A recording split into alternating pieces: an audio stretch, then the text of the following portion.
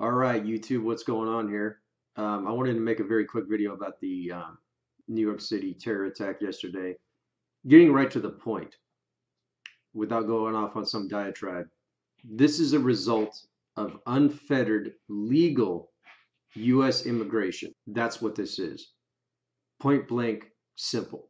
Now, people that are seen as hardliners for wanting to a full-on moratorium on all immigration, 5 years, 10 years, they become more and more rational as time goes by. And unfortunately, as events like this continue to happen over and over again, and they will. Every time an illegal alien murders a U.S. citizen, every time some Muslim extremist murders U.S. citizens and foreign citizens in this case. 5 of the victims were Argentine, coming up here to see New York City and what the United States has to offer.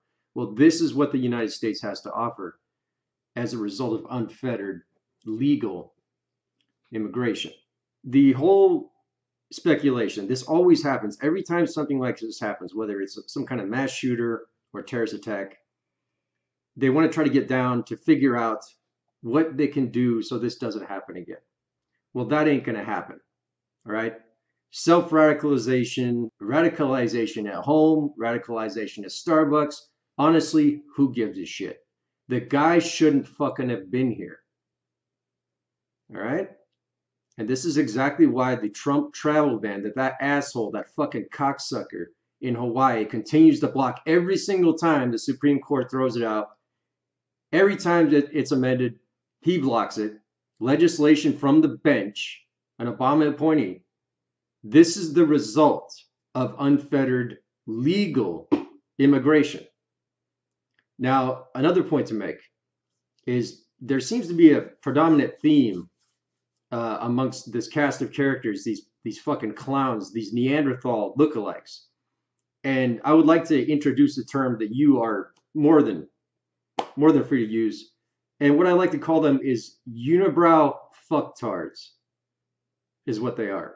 And they basically look like Neanderthals. They look like something that you would see at the Smithsonian. I've never been there, but I've been on the website. And when it comes to the whole profiling issue, all law enforcement starts with profiling. And whenever some of these events happen, we get a very similar profile. Muslims, not attacking all Muslims. Most Muslims are good people. Otherwise, the world would be on fire right now, right? They tend to have a certain profile, a look, a background, a country of origin, time they've been here, the legal immigration that brought them to our shores. So it's important to allow law enforcement to do its job without stepping on the toes of all the little pristine snowflakes out there and their endless banner waving about the joys of diversity.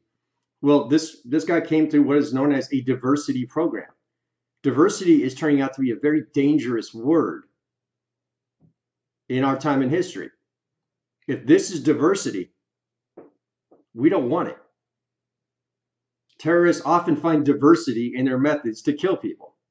They'll use trucks, knives, bombs, anything they can. Is that necessarily a good thing? No. Legal immigration must be tamped down in order to stop this. And then, of course, the whole counter argument is, well, nobody could stop it. There's nothing we can do about it now. That may be true to a certain extent. But if we cut off the funnel, if we stop the influx, that would stop future events from happening, right? Future terrorist attacks from happening on our shores, in our country. Why bring an unnecessary risk, a contagion, if you will, onto this continent, into our country, legally or illegally for that matter, and then go ahead and claim, oh, it's not all Muslims and it's not this or that? Why even allow it to happen to begin with? So this once again bolsters Trump's constitutional. The President of the United States, the executive branch, has broad sweeping powers when it comes to immigration. Period. During World War II, Germans who are white and Italians who are also white were not allowed to immigrate into this country during that conflict.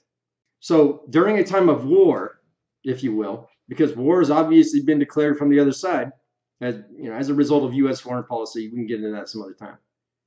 Because we are at war and people's lives are on the line here, What is wrong with actually controlling our borders, our visa program, and stopping diversity programs, and not appointing judges who will legislate from the bench routinely every single time to stop a completely legal action from happening at the executive level?